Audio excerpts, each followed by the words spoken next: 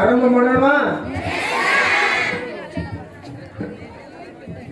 ಭಾರತದ ಪ್ರಜೆಗಳಾದ ನಾವು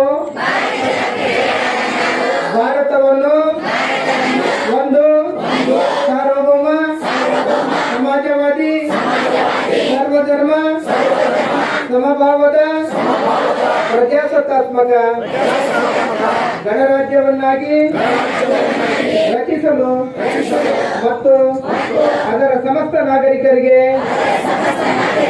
ಸಾಮಾಜಿಕ, ಆರ್ಥಿಕ ಮತ್ತು ರಾಜಕೀಯ ನ್ಯಾಯ, ವಿಚಾರ, ಅಭಿವ್ಯಕ್ತಿ, ವಿಶ್ವಾಸ, ಧರ್ಮಶ್ರದ್ಧೆ ಮತ್ತು ಉಪಾಸನಾ ಸ್ವಾತಂತ್ರ್ಯ, ಸ್ಥಾನಮಾನ ಹಾಗೂ ಅವಕಾಶ ಸಮಾನತೆ ದೊರೆಯುವಂತೆ ಮಾಡಲು ಮತ್ತು ವ್ಯಕ್ತಿ ಗೌರವವನ್ನು, ರಾಷ್ಟ್ರದ ಏಕತೆಯನ್ನು ಹಾಗೂ ಅಖಂಡತೆಯನ್ನು ನಿಶ್ಚಿತಗೊಳಿಸಿ ಅವರಲ್ಲಿ ಭ್ರಾತೃತ್ವ ಭಾವನೆಯನ್ನು ವೃದ್ಧಿಗೊಳಿಸಲು